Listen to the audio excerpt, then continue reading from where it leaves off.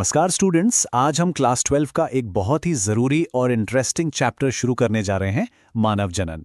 ये एक ऐसा चैप्टर है जो न सिर्फ आपके एग्जाम के लिए बल्कि ज़िंदगी को समझने के लिए भी बहुत ज़रूरी है। तो आज हम क्या क्या सीखने वाले हैं, देखिए। इस सेशन के बाद मेल और फीमेल रिप्रोडक्टिव सिस्टम तो क्लियर हो ही जाएंगे। साथ ही ये भी समझेंगे कि एक नई जिंदगी की शुरुआत असल में होती कैसे है। मतलब हर एक कॉन्सेप्ट दिमाग में एकदम क्रिस्टल क्लियर हो जाएगा। तो हम इसे स्टेप बाय स्टेप कैसे कवर करेंगे? हम बिल्कुल एनसीईआरटी को फॉलो करते हुए चलेंगे, एक एक करके हर टॉपिक को एकदम आसान भाषा में समझेंगे।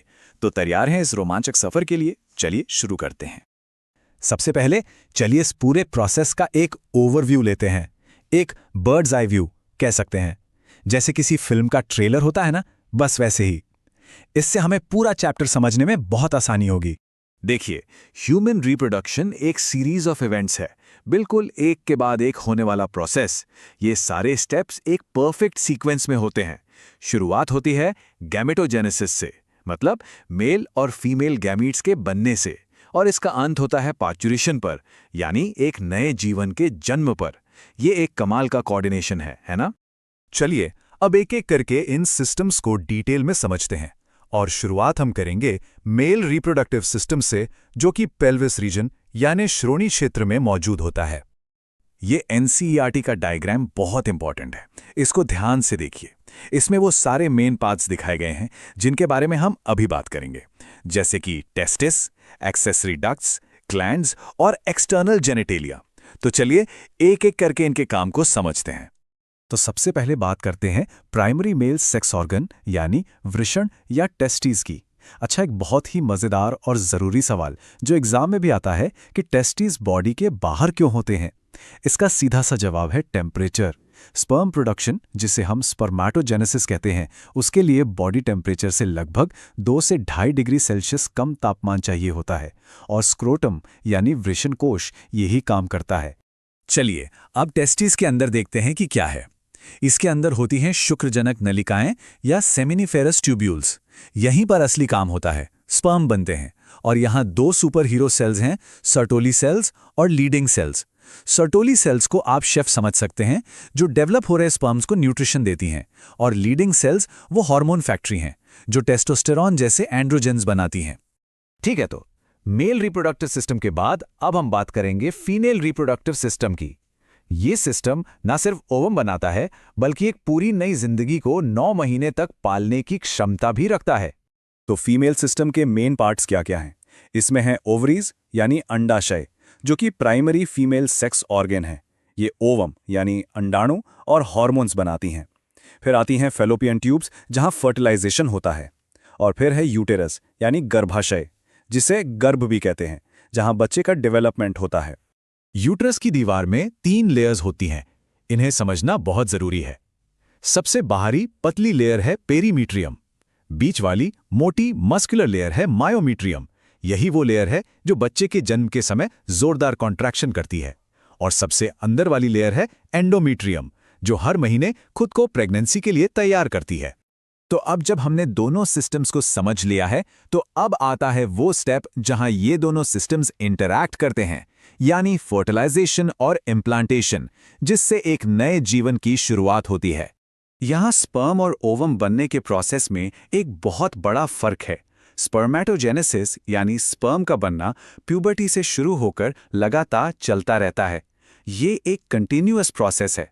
वहीं दूसरी तरफ oogenesis यानी ओवम का बनना फीमेल में जन्म से पहले ही शुरू हो जाता है और फिर रुक रुक कर होता है। ये एक बड़ा डिफरेंस है और एग्जाम के लिए बहुत बहुत इंपॉर्टेंट है। फर्टिलाइजेशन क्या है? ये स्पर्म और ओवम का फ्यूजन है। लेकिन ये होता कहाँ है? ये होता है फैलोपियन ट्यूब के एम्पुलरी रीजन में।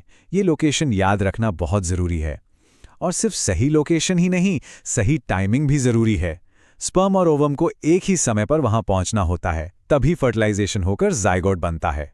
एक सवाल जो हमेशा से ही सबके मन में रहता है कि होने वाले बच्चे का सेक्स कैसे डिसाइड होता है, लड़का होगा या लड़की? चलिए इसका साइंटिफिक जवाब जानते हैं। इस टेबल को देखिए, बहुत सिंपल है। फीमेल के पास तो दोनों सेक्स क्रोमोसोम X और X होते हैं, तो उनके सारे ओवम में X क्रोमोसोम ही होगा। लेकिन मेल के पास X और Y क्रोमोसोम होते हैं, तो उनके 50% स्पर्म में X होता है और 50% में Y। तो अगर X वाला स्पर्म ओवम को फर्टिलाइज करता है तो लड़की होगी, और अगर Y वाला स्पर्म करता है तो लड़का होगा। तो साफ है, बच्चे का सेक्स फादर के स्पर्म पर डिपेंड करता है। एक बार इम्प्लांटेशन हो गया, मतलब भ्रूण गर्भाशय की दीवार से जुड़ गया, तो फिर शुरू होती है 9 महीने की एक अद्भुत यात्रा, जिसे हम प्रेगनेंसी कहते हैं। प्रेगनेंसी के दौरान प्लेसेंटा एक बहुत ही कमाल का स्ट्रक्चर है। ये माँ और बच्चे के बीच एक कनेक्शन का काम करता है। बच्चे को ऑक्सीजन, न्यूट्रिएंट सब कुछ इसी से मिलता है, और बच्चे का कार्बन डाइऑक्साइड और वेस्ट मटेरियल भी यही बाहर निकालता है। सिर्फ इतना ही नहीं, ये एक टेम्परेरी एंडोक्राइन ग्लैंड की तरह भी काम करता है और HCG, HPL जैसे जरूरी हार्मोन्स बनाता है। डिलीवरी के बाद शुरुआती दिनों में माँ के दूध को कोलोस्ट्रम या खीस कहते हैं। यह बच्चे के लिए अमृत जैसा है। क्यों? क्योंकि ये एंटीबॉडी से भरपूर होता है, जो नवजात शिशु को इन्फेक्शन से लड़ने की ताकत देता है। ये उसकी पहली इम्यूनिटी होती है, इसलिए डॉक्टर्स इसे लिक्विड गोल्ड भी कहते हैं। चलिए, अब तक हमने जो भी पढ़ा है उसे चेक करने का टाइम आ गया है। अब हम कुछ एग्जाम लेवल के सवाल देखेंगे ताकि हमारी तैयारी और पक्की हो जाए। NCERT की ये लाइन देखिए, ये दो बहुत ही इंपॉर्टेंट टर्म्स को क्लियर करती है, इंसेमिनेशन और फर्टिलाइजेशन। इंसेमिनेशन है सीमेन का वजाइना में रिलीज होना, और फर्टिलाइजेशन है स्पर्म और ओवम का फ्यूज होना। दोनों अलग अलग इवेंट्स हैं। ये पिछले साल का सवाल है। सवाल है कि मेल जर्म सेल्स को न्यूट्रिशन कौन से सेल्स देते हैं। याद कीजिए, हमने 2 सुपर हीरो सेल्स की बात की थी, एक शेफ था और एक हार्मोन फैक्ट्री। तो न्यूट्रिशन कौन देता था?